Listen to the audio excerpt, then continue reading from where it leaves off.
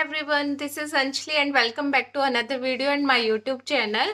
आज का वीडियो है हमारा कि हमें अपना नोट सेट का पेपर जो है वो अटेम्प्ट कैसे करना है, कैसे नेगेटिव मार्किंग को कंट्रोल करना है, क्वेश्चन पूरे करने या नहीं करने हैं।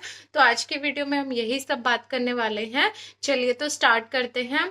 क्या होता है कि हमें पूरा साल हमने कितनी पढ़ाई की है वो इतना मायने नहीं रखता, जितना मायने रखता है कि हमने उस टाइम पेपर का जो हमारा एग्जाम टाइम जो है 1.5 आवर, वो हमने कैसे अटेम्प्ट किया पेपर को, हमारा माइंड फोकस कितना कर रहा था पेपर के ऊपर, हमने कितने क्वेश्चन किए हैं, ओवरऑल अटेम्प्टेशन कितनी है, नेगेटिव मार्किंग ज़्यादा तो नहीं हुई। तो आज की वीडियो में हम वही सब बात करने वाले हैं। सबसे पहले हम बात करते हैं कि जब भी आप पेपर देने जा रहे हैं, सबसे पहले पेपर देने से पहले अपने आप को कॉन्फिडेंट रखिए कि मैं कर सकती हूँ, मैं कर सकता हूँ ये पेपर।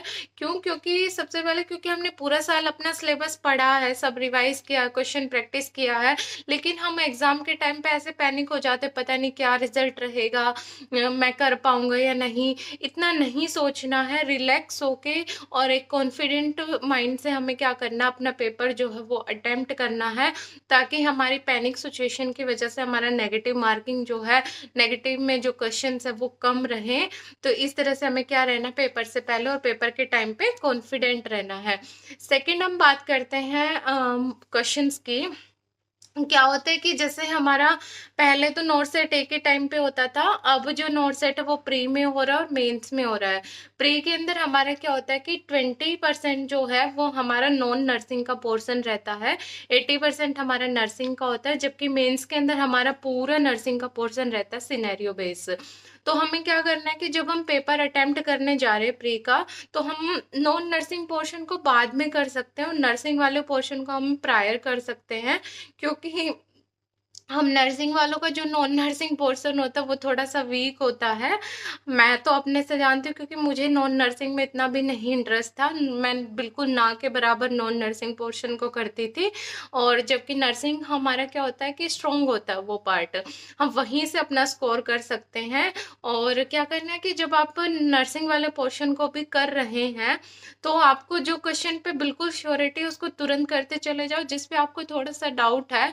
कुछ क्वेश्चन ऐसे होते हैं कि दो ऑप्शन तो आपके तुरंत एलिमिनेट हो गए इस क्वेश्चन से, लेकिन दो ऑप्शन में आपको फिर से डाउट है, ये भी हो सकता है, ये भी हो सकता है। तो उस टाइम पे आपको क्या करना है कि जिस पे आपको ज़्यादा कॉन्फिडेंट है वो आप टिक कर सकते हैं, अदरवाइज क्या करना है कि आप उस क्वेश्चन को भी छोड़ दो, क्योंकि नेगेटिव मार्किंग से फिर वही वो नेगेटिव में जाएगा और हमारी रैंक उससे क्या हो जाएगी, पीछे हो जाएगी।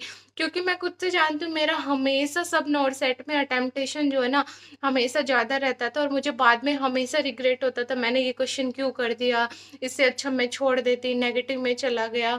जैसे मैंने नोट सेट 6 भी दिया था, तो उसमें मेरी 592 रैंक थी, वहाँ भी मेरे क्या थी, अटेम्प्टेशन ज़्यादा थी। हमेशा अटेम्प्टेशन नेगेटिव मार्किंग की साइड लेके जाती है। अगर आप श्योर नहीं है, कोई इश्यू नहीं है, आप उस क्वेश्चन को क्या कर सकते, छोड़ सकते हैं, जो आप श्योर है उस पर आप चल सकते हैं।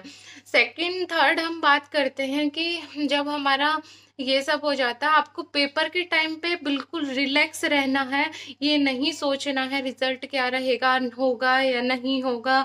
बिल्कुल रिलैक्स होके आपको अपना पेपर जो है वो कंप्लीट करते जाना है, और आपको कोशिश करनी है कि आप पूरा पेपर जो है वो रीड आउट कर पाए। क्योंकि कई बार क्या होता है कि जैसे मेरा फर्स्ट एक्सपीरियंस था, मैं पूरा पेपर रीड नहीं कर पाई थी, कि अगर लास्ट वाले क्वेश्चन हमारे जो छूट गए हैं, क्या पता हमें वो क्वेश्चन अच्छे से आते हों, और उससे हमारा क्या हो जाता है, लॉस हो जाता है। इसलिए आपको टाइम मैनेजमेंट जो है वो प्रॉपर करनी है।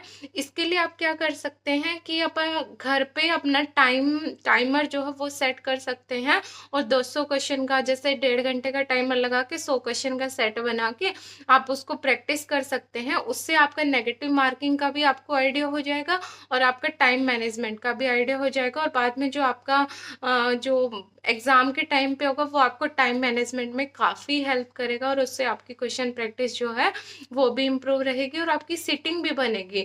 जो माइंड की जो कंसंट्रेशन है ना, कि आप घर पे ऐसे मतलब 100 क्वेश्चन लगा के टिक करके ऐसे करके आप करेंगे ना, तो आपका माइंड फोकस करने पे भी बनेगा कि आप 1.5 घंटा अपने एग्जाम में प्रॉपर कंसंट्रेशन से सिटिंग बना सकते हैं। इसी तरह से आप अपना एग्जाम जो है वो फाइट कर सकते हैं। और जब रिलैक्स होके करेंगे बिल्कुल, उससे आपकी नेगेटिविटी भी कम होगी, अटेम्पटेशन भी अच्छी होगी, टाइम मैनेजमेंट भी अच्छा होगा और इसी तरह से आपके एग्जाम भी फाइट हो जाएगा और आपको पता भी नहीं लगेगा। चलिए